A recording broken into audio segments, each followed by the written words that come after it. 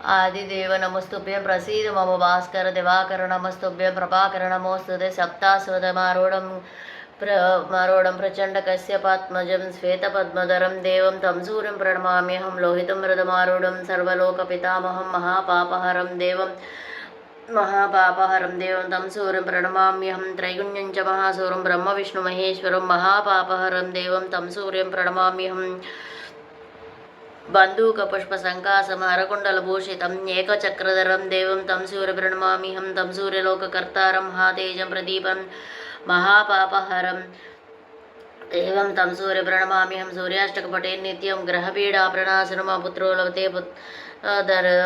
लभते पुत्रं दरिद्रो धनवान् रूपेण रविशं मधुपानं च यः करोति रवेन्द्वे सप्तजन्म भवेद्रोगि जन्म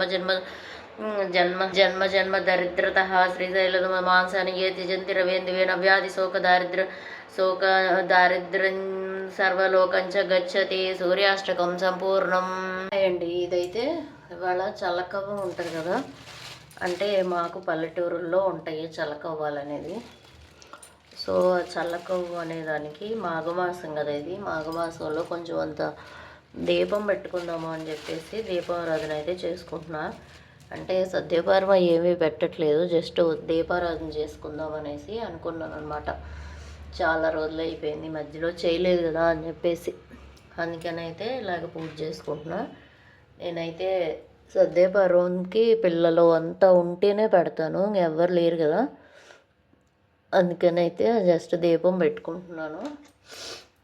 ఇదిగోండి, ఇది చల్లకవ్వ. వెనక మజ్జిగ చేసేవారు కదా, నాకు కూడా తెలుసు మజ్జిగ చేయడం. నేను పెద్ద కవ్వ ఉండేది మా పెదనాన్నమ్మ వాళ్ళ ఇంట్లో ఉన్నప్పుడు. వాళ్ళ పెద్ద కవ్వలో అమ్మ పెద్ద గిన్నె పెట్టి కుండ పెట్టి ఆ కుండలో మేగడేసి చల్లకవ్వం ఇచ్చి చిలకమనేది అనమాట. భలే ఎక్స్పీరియన్స్. ఇప్పుడు పాట ఉంటుంది, విన్నారో లేదో ఎప్పుడన్నా, చల్లా చెయ్యి గొల్లా బామ ముట్టి తిప్పు ముసలి బామ అని చిన్నపిల్లలకి చెప్తారనమాట, ఆడిస్తారు. అదే ఈ చల్లకవ్వం చేసేటప్పుడు మనకి బాడీ అంతా తిరుగుతుంది కదా, అందుకు ఆ పాట పాడతారనమాట. ఇలా అయితే నేను దీపం వెలిగించుకున్నాను.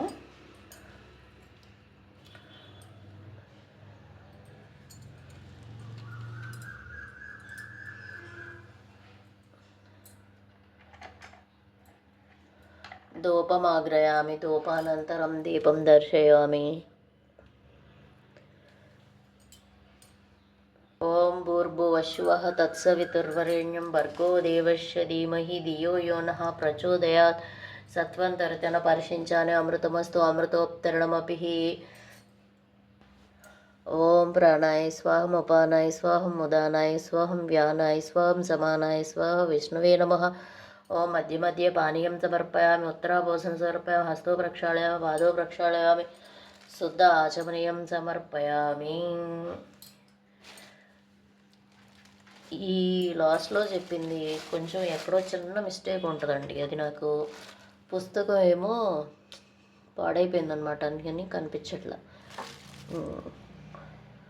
ఇది సాంబ్రాణి, మొన్న చూపించాను కానీ వీడియోలో చూపించలేదు కదా, ఇదిగో సాంబ్రాణి. ఈ సాంబ్రాణి వేసి అమ్మవారికి చూపిస్తే, అమ్మవారికి సాంబ్రాణి ఇష్టం కదా, అది.